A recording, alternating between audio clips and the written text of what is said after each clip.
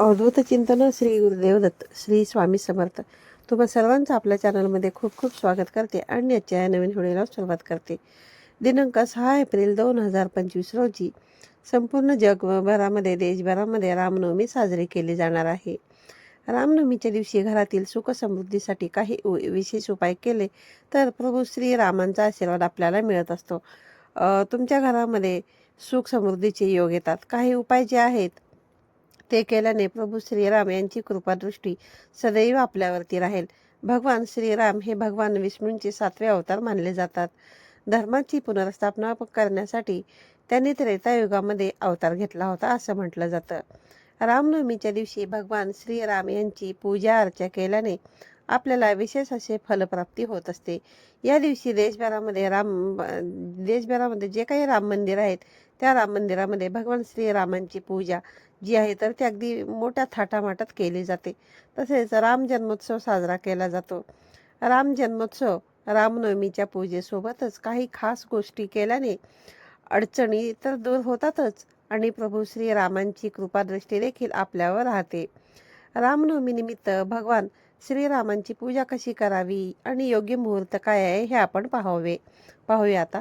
रामनवमीच्या दिवशी पहाटे लवकर उठावे, आंघोळ करून स्वच्छ कपडे परिधान करावे, पूजेचे सर्व सामान घेऊन पूजेच्या ठिकाणी बसावे.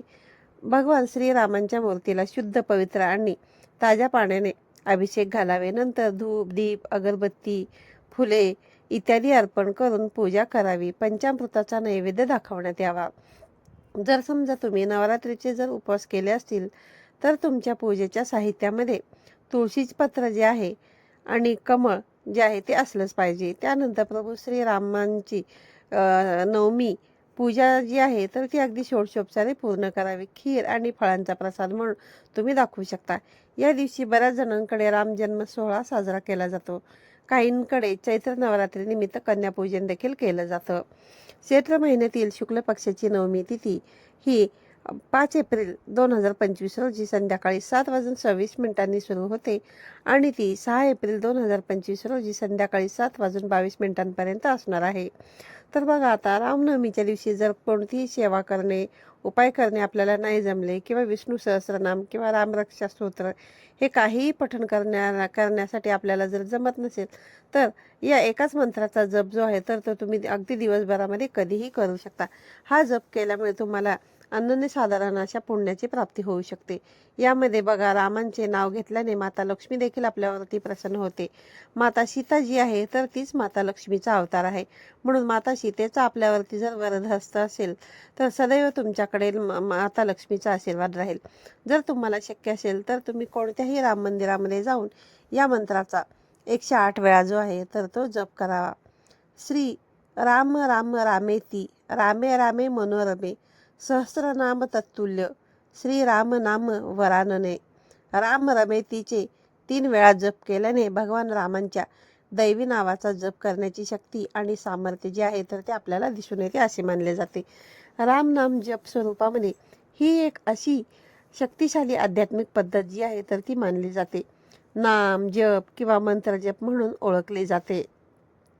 या मंत्राने देव जे आहे तर ते आपल्यावरती लवकरच प्रसन्न होतात. नामामध्ये खूप ताकद आहे, नामस्मरणामध्ये खूप ताकद आहे. त्यामुळे घरामध्ये आनंद टिकून राहतो. भगवान श्रीरामांना पिवळे वस्त्र आवडतात, पिवळे कपडे आवडतात. यामुळे या दिवशी त्यांना पिवळे वस्त्र अर्पण करावे हे खूप शुभ मानले जाते.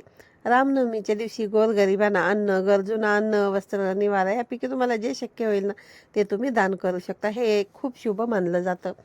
रामनामाचा जप करणे ही केवळ बघा एक भक्तिपर पद्धत मानली जात नाही तर आपलं मन शुद्ध करण्याचं आणि आध्यात्मिक उन्नती मिळवण्याचं देखील एक साधन मानलं जातं. रामनामाच्या या जपामुळे व्यक्तींवरती परिवर्तनकारी आणि शुद्धीकरण करणारे जे आहेत ते परिणाम होत असतात, ज्यामुळे आपलं परमात्म्याशी जो आहे तो खोलवर संबंध जो आहे तर तो जोडला जातो असे मानले जाते. प्रभू श्रीरामांवरती तुम्हाला असा अभिषेक करायचा आहे.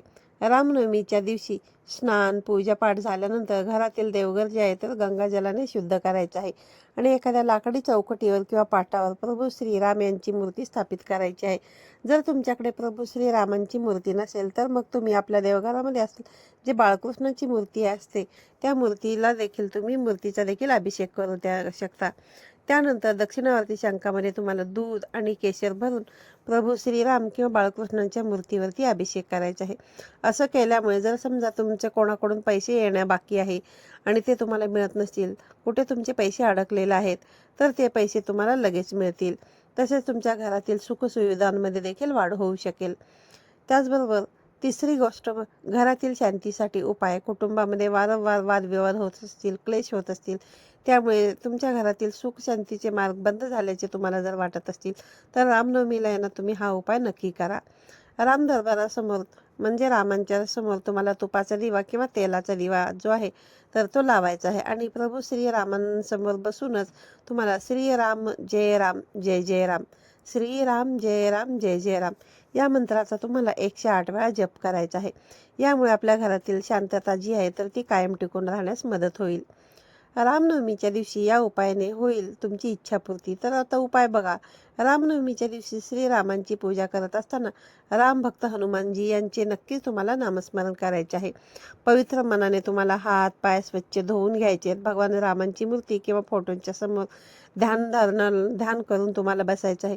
आणि बघा, दिवसभरामध्ये कोणत्याही वेळी तुम्ही 9 वेळा एक श्लोकी रामायणाचं पठण जर केलं तर संपूर्ण रामायण पठण केल्याचं फळ जे आहे तर ते तुम्हाला मिळेल. बघा, रामाच्या मंत्राचाही रामनवमीच्या निमित्ताने बरेच जण जप करत असतात, ज्यामुळे त्यांच्यावरती प्रभू श्रीरामांची कृपा होते. या मंत्रामध्ये खालील मंत्रांचा देखील समावेश होतो. तो मंत्र असा आहे: ओम श्री रामाय नमः, श्रीराम जय राम जय जय राम, श्रीराम जय राम जय जय राम, असा हा मंत्र आहे. आपल्या घरामध्ये सुंदरकांडाचे पठण तुम्ही करा. यामुळे प्रभू श्रीराम यांचा आशीर्वाद जो आहे तर तो नक्कीच आपल्याला प्राप्त होईल. रामनवमीच्या दिवशी रामरक्षा स्तोत्राचे पठण जे आहे तर ते रामनवमीच्या दिवशी सकाळी लवकर उठून स्नान पूजापाठ झाल्यानंतर एखाद्या राम मंदिरामध्ये जाऊन शांत मनाने रामरक्षा स्तोत्राचे पठण जे आहे तर ते तुम्ही करू शकता. हा उपाय केल्याने तुमच्या प्रत्येक समस्येचं समाधान होऊन निराकरण देखील होऊ शकेल. त्याचबरोबर रामनवमीच्या दिवशी माकडांना चणे, केळी किंवा फळे वगैरे जे आहे ना ते खाऊ घालणे हे असे खूप शुभ मानले जाते. जर तुम्ही असे उपाय केले तर तुमच्या ज्या काही इच्छित मनोकामना असतात त्या पूर्ण होण्यास मदत होत असते. रामनवमीच्या दिवशी तुम्हाला तुळशीचा एक उपाय करायचा आहे. बघा, तुळशीची पूजा जी आहे ना तर ती रामनवमीच्या दिवशी झालीच पाहिजे.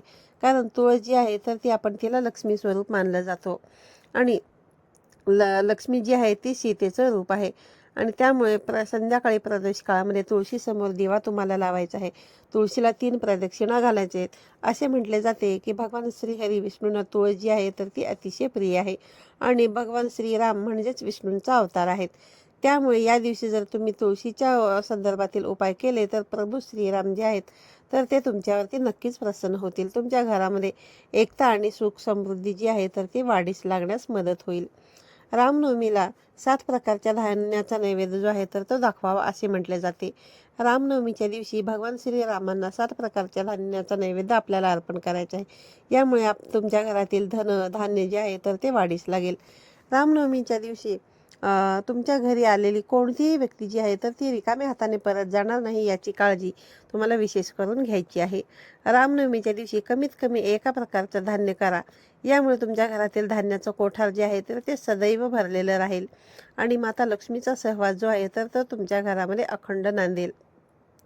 त्याचबरोबर बघा, जर तुमचे विवाह जोडण्यामध्ये अडथळे येत असतील, विलंब होत असतील, तर अशांनी काय करायचं आहे की प्रभू श्रीराम आणि माता सीता यांना हळद, कुंकू आणि चंदन जे आहे तर ते अर्पण करायचे आहे.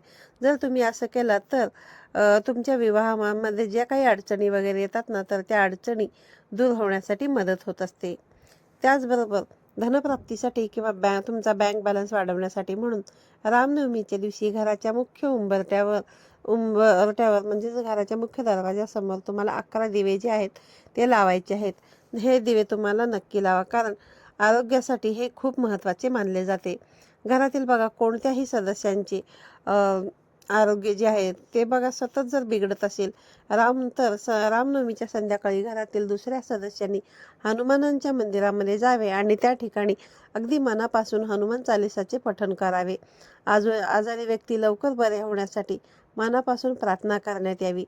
हे रोगापासून मुक्त होण्यास मदत करण्यासाठी हा एक उपाय अतिशय प्रभावी असा मानला जातो. राम मंदिरामध्ये 1.25 किलो चण्याची डाळ आणि गूळ तुम्हाला शक्य असेल तर तुम्ही दान करा. यामुळे तुमच्या मनासारखे यश जे आहे तर ते तुम्हाला मिळण्यास मदत होईल. त्याचबरोबर तुळशीच्या 108 पानांवरती श्रीराम लिहून त्यांची माळ बनवायची आहे. आणि ही जी माळ आहे तर ही माळ तुम्ही प्रभू श्रीरामांना अर्पण करू शकता. असे केल्याने तुमच्या मनातील सर्व इच्छा ज्या आहेत तर त्या पूर्ण होतील. कोणत्याही राम मंदिरामध्ये भगवा ध्वज जो आहे तर तो तुम्ही दान करू शकता. आणि पिवळ्या पदार्थांचा नैवेद्य जो आहे तर तो तुम्हाला श्रीरामांना अर्पण करायचा आहे. केशरयुक्त दुधाने भगवान श्रीरामांचा अभिषेक करायचा आहे. यामुळे धनलाभाचे योग जे आहेत तर ते निर्माण होतील. या दिवशी बघा, श्रीरामायणाचे पठण केल्यास भगवान श्रीराम तर आपल्यावरती प्रसन्न होतातच, पण रामभक्त हनुमान देखील आपल्यावरती प्रसन्न होतात. घरामध्ये सुख, शांती, समृद्धी, धनसंपत्ती वाढण्यास मदत होत असते. त्याचबरोबर पूजा करून श्रीराम स्तुतीचा पाठ जो आहे तर तो शक्य झाल्यास तुम्ही नक्की करा. या दिवशी तुम्ही सुंदरकांडाचं देखील पठण देखील तुम्ही करू शकता. जर तुम्ही असं केलं तर श्रीराम जे आहेत तर ते आपल्यावरती लवकर प्रसन्न होतात.